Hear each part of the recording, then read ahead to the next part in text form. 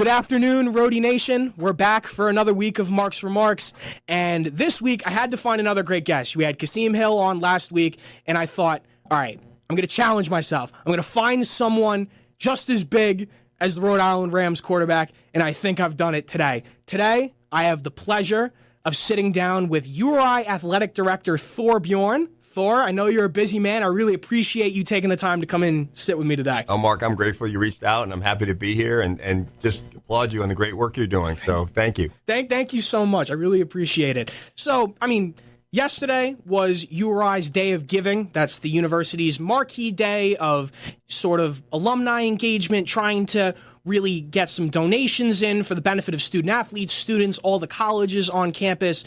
And it seemed like from what I had seen on social media that it was a resounding success. Saw a lot of the women's basketball videos with Tammy Reese. She really has taken that in stride over her first couple of years here.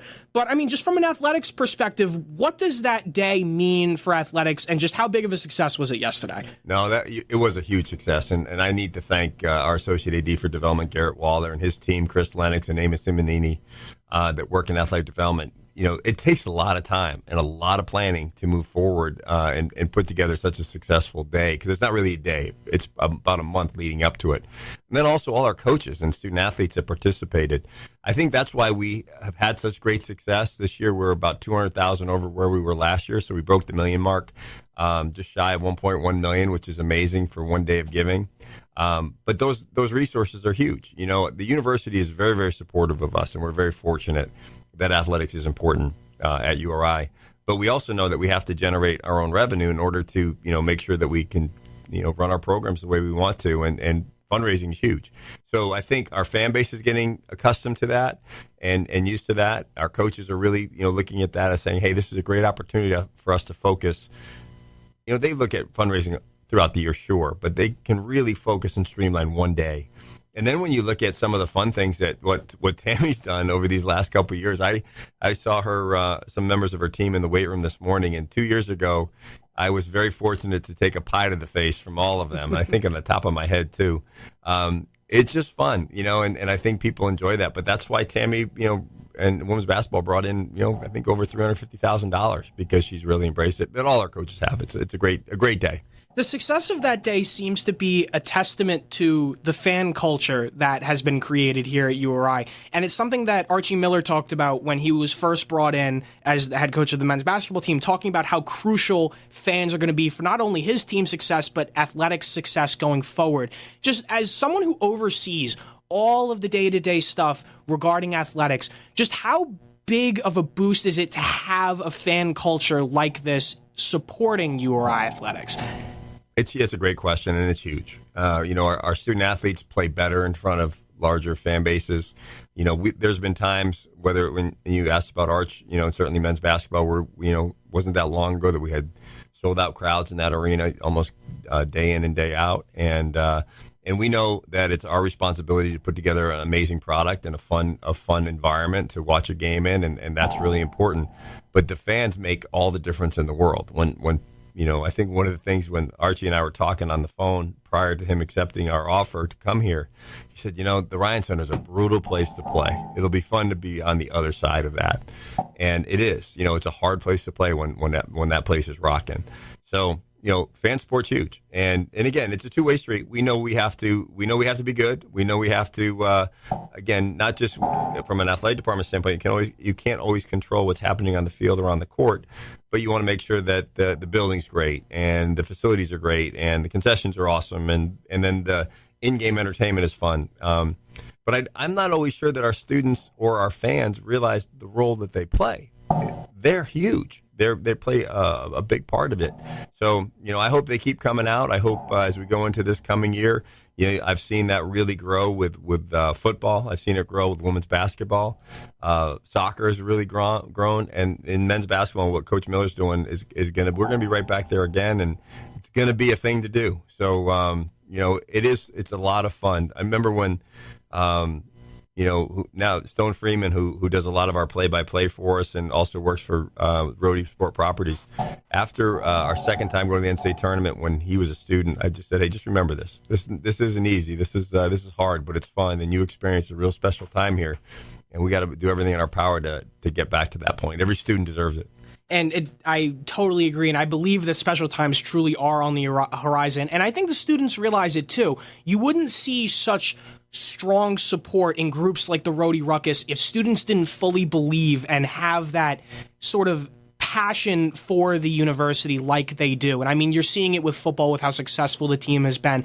There's an exceptional amount of hype surrounding the men's basketball with their new look team. Tammy Reese and women's basketball, I mean, they speak for themselves with Coach Reese's character and just their success on the court. And even with men's and women's soccer, the support for those programs are growing exponentially. I believe the Providence URI men's soccer game this past a few weeks ago had over 2,000 people there. It was amazing. And for the facilities there, just to see the amount of people fill the URI soccer complex I was in awe of seeing that amount of people, and it felt good to be a part of this athletic community and seeing that environment for those players. You can only imagine what it's like being on the field, seeing some of that stuff. I've had the chance to talk to a few of those athletes, and they've expressed just like the feelings of sheer joy and awe when they look up. Like Kasim, I remember he said that after he threw a touchdown against Stony Brook, he had taken a moment to just sort of look around. It was his last first home game of the season, and he kind of just looked, and seeing Meade after the renovations that had been done with all the Rhodey Ruckus students right up against that line of URI athletes on the bench over there, and he was just like in awe of what was going on. So it's a testament to the culture that's produced, and the students do truly believe that success is on the horizon, or they wouldn't be acting like this. So it's encouraging to see, especially with the growth of different athletics teams and the growth of so many different programs, especially teams like women's lacrosse that's going to be starting up next year, in 2025 rather. So moving on to investments from URI Athletics. Obviously, all of this money has to go somewhere, and athletics have been really pushing a lot of investments into different facilities across campus recently. I mean, we saw the Soliviv practice facility open up, a new state-of-the-art facility for men's and women's basketball. I mean, what was the process like really getting that developed? Like, was there a lot that went in behind the scenes before it was even announced? Just how long was this project in development for? That's a great question. It was a long time. Back when Dan Hurley was here, actually back when Jim Barron was here, he talked about the need of a practice facility. The Ryan Center is great, but if there's an event taking place, or a women's game or men's game, the opposite team was forced to move to Keeney, which Keeney's fine, but it's not a recruiting tool, for our basketball programs. So probably, oh goodness, I'm going to guess 9 years ago, we started talking about it, and we knew that it would probably be cost prohibitive, because we also knew we had to 100% fundraise for the entire project. So we knew it would probably be a little cost prohibitive if we were looking to try to build a standalone structure. And, I kept walking by West Gym, and I know it was being used for, from a varsity sports perspective, softball and baseball would use it a little bit. I know club sports and general recreation and murals used it. But I just kept looking at it saying, my gosh, this would be a perfect spot. It's already built. I know it's got to be gutted and start from scratch, but the bones are there. And back when Dave Dooley was president, that was a conversation that we started, and he said, go ahead and move forward with it if you can raise the money. And so we went out and had a donor fund the initial architectural and engineering work, so we got a sense of what it was going to cost and look like.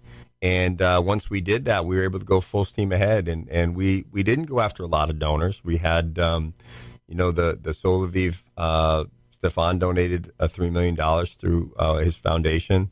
And then we had 3 other $1 million gifts, a couple $500,000 gifts. And so we got there pretty quickly once we knew what we were talking about in terms of this is what it looks like, and this is what we want you to support. And so then, Dave Cox was coaching at the time. He was certainly very supportive of it. Tammy was when we recruited her to come to URI.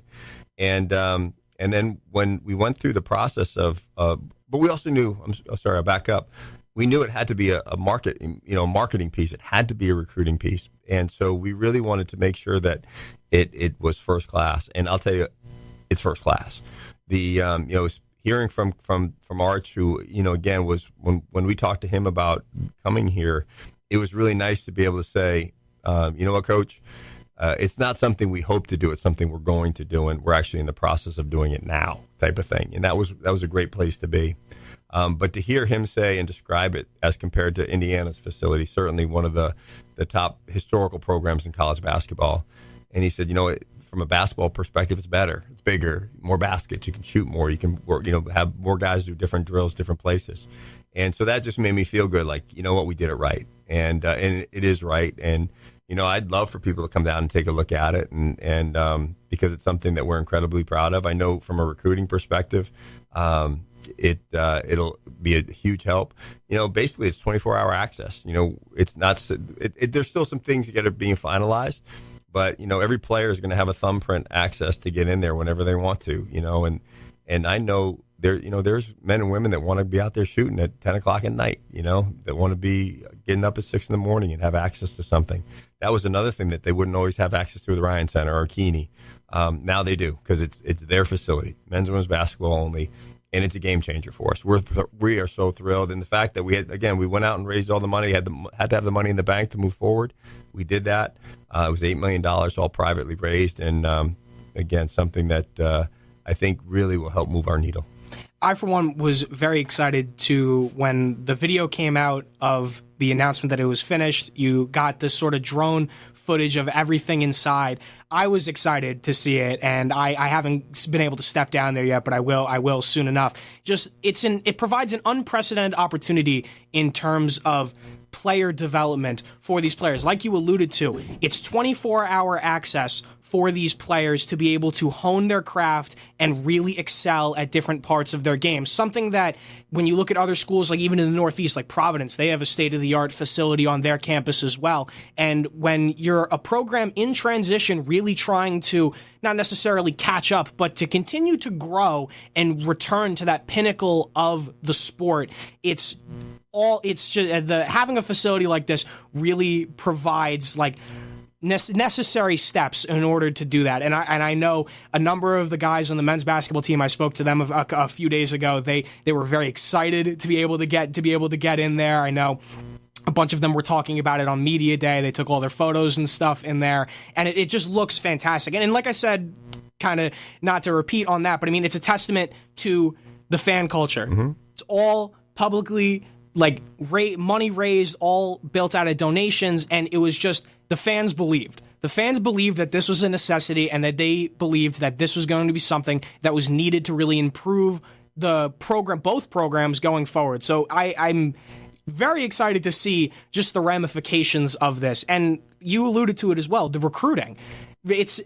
Coming to Kingston is fantastic. It's a fantastic place to live, and in terms of sports, you really can't get much better in New England. But having facilities like that, basketball-specific facilities to go with an incredible arena like the Ryan Center, with one that my dad comes to every men's basketball game. He will never not mention it. He talks about how it is his favorite arena, probably in New England, to go to. We are incredibly lucky, and that's great to hear. Tell your dad to keep coming. It's a great facility. I think it's the best facility. It's the best college basketball facility. It's the perfect size. It's got a great look. The fact that it's 24 years old or whatever it is, age-wise, 20 years old, but it looks like it's brand new when you go in there. Going back to what you were saying from a recruiting perspective, they want to know. Student athletes want to know where they're going to live, and we've got amazing dorms. Our basketball players live in Brookside, right next to the arena. It's terrific. What they're going to eat. The investments that the university's helped us make over the last few years in terms of training table, beautiful dining halls, et cetera. The fact that we're able to make sure that our players are able to eat what they need to eat to be ready to go and practice. And then where they're working out. And the Ryan Center was awesome with that. The practice facility, the Solo V facility is, you know what, I'm going to be honest, it was catch up. We had to catch up. We had to catch up with Providence. We had to catch up with UMass. We had to catch up with the people that we want to compete against, VCU, Dayton. All those folks had facilities like this, and we knew that it was something that was desperately needed. But again, the thing that I'm also incredibly proud of, there's so many things about URI that I'm so proud of, and it's not just athletics, but, the fact that the university ended up, it impacted them. It impacted our students in terms of recreation, intramurals, and so forth. But the university said, hey, we believe the importance in this. We believe that you came up with a creative, cost-effective way to allow you to achieve your goals of making us hopefully what we want to be, which is a perennial top program in the country. Competing for A-10 championships, getting an NCAA tournament more times than we don't. You need that facility. And so I think, it's a great tribute to the importance of athletics here at URI. And, that's special. And that doesn't happen everywhere. That's really important to know. But I think from an athletics department standpoint, we work really hard to be good partners on campus. We don't want to be you probably don't know this, Mark, but if you talk to a lot of places, different schools out there, athletics is always thought to be on an island. They're not part of the general community. That's not what we want. And those aren't just words. We really work hard to be a truly connected, just a department on campus, because our students are here to, again, sounds cliche, they're here to get an education. They're here to have a great 4 or 5 years experience at the most incredible place to attend college in the country. I'd be hard pressed to believe there's any place better. So it's special. And again, it's a huge point of pride for us. And we couldn't do it alone. We couldn't do it without those donors that I talked about. And we couldn't do it without the university's support in terms of saying, yes, we're going to give up that space so you all can have it, so you can, again, help market the university and put the university on the map as to, more year in and year out than we've been able to do. And this is a big piece of that. And I definitely agree about the fact that the athletics and the rest of the university community act in a cohesive manner. As a student journalist, working on both sides of that, the access that the athletic department provides for students to become involved with all of the different day-to-day goings, and just how student athletes are able to become assimilated into the university community. Everyone's connected in one way or another. And I feel like that your department, alongside the higher-ups at the university, have really done a fantastic job in making sure that everyone comes together and is all, like you said, not athletics isn't on an island of itself. Everything works together. All are cogs in the same machine, all working toward the same goal. So I feel like I 100% agree with what you're saying there. You're going to kind of laugh at me, but you gave me the chills a little bit because to hear someone like yourself say that means it's working, right? Because we're fortunate to have you come down and cover us a lot in athletics, but you're also, doing a lot of other things on campus. So for you to feel that means a great deal to me as someone who represents the department, because we do want to work really hard for that. We want to have great relationships with deans and professors and other VPs on campus, because I think if we don't do that, we're doing a major disservice to our student athletes, and ultimately a major disservice to the university. So the fact that you acknowledge that is pretty special. I'm very grateful for you to share that. I'm happy that you feel that way. And so kind of switching gears a little bit, moving on from basketball, when you go to look at football is also on the receiving end of some alterations to their facilities. I mean, in the summer, we saw Meade Stadium, that stand get a little bit of an overlook. They had the changing in the stands to have that ruckus section sort of sectioned off toward the front, moving all the students a lot closer to the action, looking a lot similar to a lot of the literature you see of Meade Stadium. You got all those pictures of the students right there along the field, but now they got that entire section for the ruckus set up, and now work's being done to put in a new big screen over by where the scoreboard's going to be. What went into some of those projects? I know that a lot of those are still being worked on. I know there's still the scoreboard's still being put in, and fans are definitely wondering what the status of a lot of that is. So, just what have those projects entailed over the past few months? Yeah, I want to back up even a little further than that. I'm going to go back to 4 years ago. It's to say that football is important here at the University of Rhode Island. One of the things that was frustrating, even I've been here, very fortunate to be here 16 years. Prior to that, I was at the University of Massachusetts. And for years, there was talk about football not dropping at URI for years. And I know previous coaches here at Rhode Island that I worked with, and even Coach Fleming, when he first got here, had to overcome that conversation all the time. Why do you want to go to Rhode Island? They're just going to drop football. Now, we've been playing football for 100 years, but that was still hurting us. And when I talked to John Priori, Priori Field, and Sheila Priori, who donated the first $1 million towards that project to name the field, and then Jim Clappin, who gave us the next $1 million for that project just to put the turf and lights in. I said to them, what you've done is you've basically taken away any of these other arguments that other schools out there may be using against us. We wouldn't have invested $4 million in turf and lights if football wasn't going to be here and be important. And so then, moving forward, made the decision to add women's lacrosse, and now it's not just a football field, it's Meade Stadium, because we're going to be playing women's lacrosse there, and we're thrilled. We wouldn't have been able to do that without having the turf and lights in place. So that allowed us to attract a great coach like Jenna Slowey, and allowed her to attract a great staff and then also great players. So the next stage, the next step is, we have some more significant work to do there. One of our donors who gave us $1 million towards a field and also gave us $1 million towards a practice facility, what he really wanted was a scoreboard. And I said to him, you know what? These projects, we need the cash to do it. I've got a plan to help us get a scoreboard in, video board. And our multimedia rights deal with Learfield's coming up. We have to go out to bid for that. We're going to mandate as part of our RFP process that a scoreboard be made part of that. So all the bidders knew that going into that negotiation, and so when Learfield was renewed, part of that deal was to put in a scoreboard. It's $1 million investment between the board, the control room that's going to be temporarily placed under the stands, and I'll explain why I say temporarily, cameras, etc. And so, yeah, were we hoping to have that in place by the first game? We were, but some of the work that you alluded to around Meade Stadium was really more fire code and code work that was done this summer. We really needed to make sure that there wasn't any potential challenge to that work being completed prior to the first game. So although we were still trying to work in parallel and have the scoreboard done, we knew it wasn't going to get done in time, and that's okay. Because as I said to our fan base in the tailgate areas and our players and coaches, look, that scoreboard's going to be here for the next 10 or 12 years. Let's get it done right. Let's make sure the stands are good so we can have fans here, because the scoreboard's meaningless if we can't have fans here. And so I'm thrilled. So here's the update on the board. When I was walking up the hill today, the four stanchions, or whatever the right term is, are in place, and now they have the cross beams in place. Next week, the board should start to be installed. The control room is almost completed. It's actually temporary because when we'll talk about the next level investment at Meade after this, but so that's being done. So my hope, and I'm going to put a caveat out there in all seriousness, I hope that we'll be having the board up and running and operational for the New Hampshire game, not the Richmond game, which is homecoming. That is not, there's no way it'll happen by then, but maybe the October 28th game, I think it's the 28th against New Hampshire. That would be great.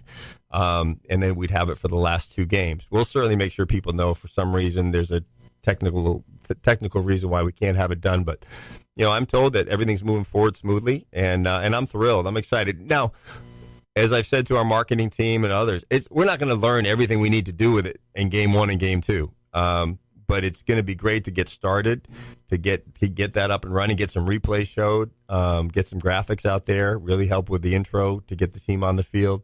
Both teams, certainly football to finish up, and then soccer when they start. Lacrosse when they start playing. So I'm excited. I'm thrilled. It's something that is going to be the next game changer for us at Meade. And then, do you mind if I go right into some of those other facility projects? So again, a great tribute to Mark Parlange, our president, who went to really to Providence and to the State House last year and talked about the importance of some of the facility needs.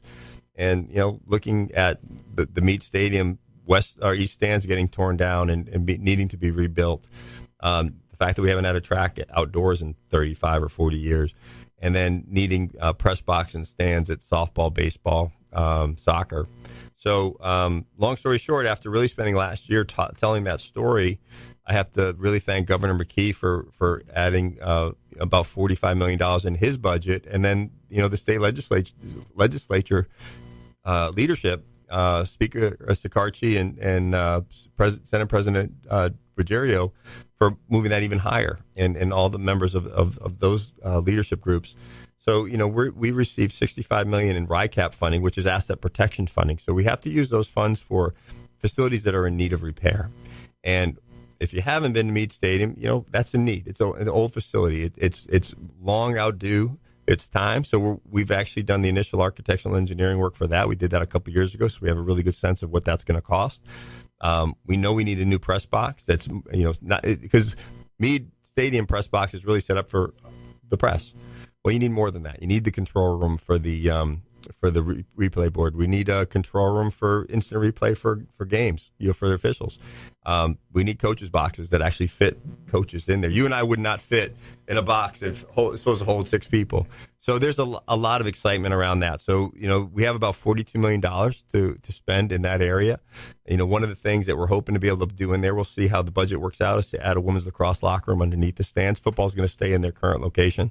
But I think it's going to be really exciting. It's something that is in desperate need, and we hope in the next 3 or 4. I hope 3 years we'll be in it. I'm always cautious about dates because you just don't know things that we don't control. But the resources are here, and then we're going to do the same thing with the track. So we're moving full steam ahead with getting the stands done and the track done. And at the same time, part of our responsibility back to the governor and to the leadership in the House and Senate is to raise about $15 million. But what's great, if you remember me talking about with the Solovey facility, we had to have the cash in hand to get started.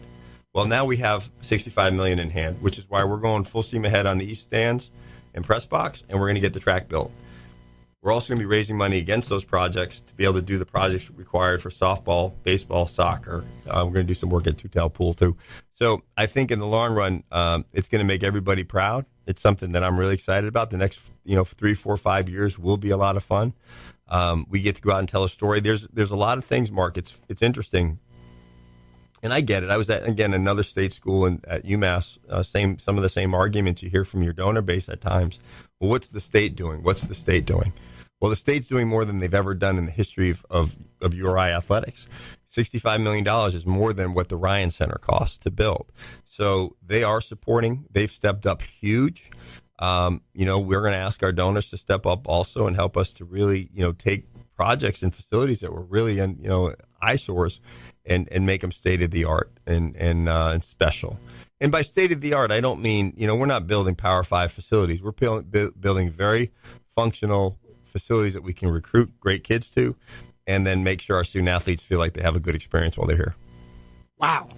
All right. Well, to everybody listening, that's your update on all of the proposed new facility changes for URI. That is incredible. I wasn't aware about half of that. That's incredibly exciting. I mean, as a student journalist, but I mean, as a student in general, that's incredibly exciting just to see just the ramifications in terms of athletics that will come with that. And just to even touch on just the Meade Stadium alterations, that all shows because of the success of football. Football has improved, and these alterations are a testament to that improvement. And I mean, all the work that the coaching staff has done to really put a product that is desirable on the field has allowed for this stuff to happen. And all of these alterations, I know you'll probably be thinking about this too, will only lead to more success going forward. It will only lead to more success. I mean, when I look at whether it's Meade Stadium or certainly our track, our softball facility, Coach Goldstein doesn't mind me saying this. Our softball facility is as bad as, the seating area, et cetera, is as bad as any park and rec facility out there. It won't be anymore. Now, Whitney's gone out and raised a ton of money to, put together a backstop that's amazing. We've actually invested some money for the infield. It's going to be great. But now she doesn't just have to tell that story anymore. We're doing it. We're moving forward. Because what she's done in 2 years is mind-blowing. When I think about the success that she's in where we are with our student athletes, kids that were already here and new ones coming in, we're good. Softball's fun. You come out and watch college softball. It's fun to watch. And that's a great tribute to Whitney and her staff and those players. But I was very fortunate quick side note, I was very fortunate to be working at UMass when Whitney was a freshman there. And she was an All-American player, just driven and committed. But when I think about Coach Reese, Coach Fleming, Whitney Goldstein, our new tennis coach, Jonas Brobeck, who just wins championships, Archie Miller, who's wins. I mean, I'm missing Trent Baltzell, Gareth Elliott, who's won conference championships, been to the tournament.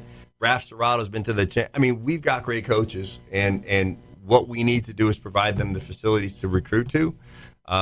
And again, let's take away any reason why a student doesn't want to come here and participate, because they come here, they're going to have a chance to win a championship. They're going to have a chance to go to the NCAA tournament, and they're going to go to school in probably one of the most beautiful parts of the country, if not the most beautiful.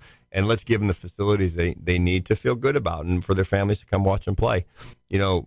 Because of the state support, because of Mark Parlange's support, we're able to do that. And now we're going to go out and we're going to ask people to get behind it and support it financially like they've done for us in the past. But the great news, and this is where sometimes it gets confusing, is we don't need to wait. We're not waiting on Meade Stadium. We're not waiting on the track. We're going, because we're actually out to bid for the architectural and engineering work now. We hope to have those bids back in the next month or two. Always worried about dates because there are certain things that we don't control. And then once that's done, it takes time. We'll go out and get the design done. So we'll see what we're going out and selling. And they'll go out, they being the university, will go out and get a general contractor that'll be responsible for all the projects under one umbrella, and then they get going. So it takes a little bit longer than if you and I had $42 million, 80 or whatever, that $65 million, we could probably go a little quicker. There are some real reasons why it's a little bit slower, but we'll get there, and it'll be great. Wow.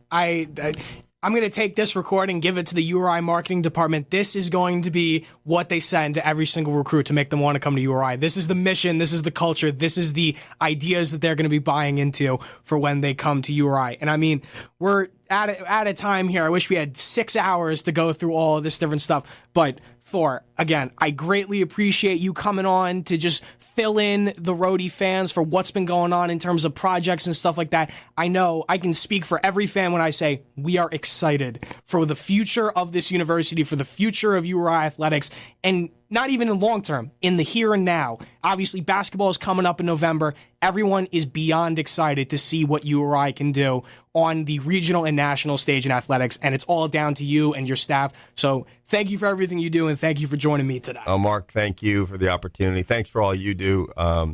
It's a great place to work because I work with amazing young people like yourself who are just starting your career here and are going to go off and do great things, and amazing student athletes, coaches, and my staff who I adore and really appreciate. They put in so much time and energy and effort because they care and they love it here, and it's a special place, and we're very fortunate. So thank you. All right, and thank you everybody for listening. We will be back next week, so don't go anywhere. See you all next week.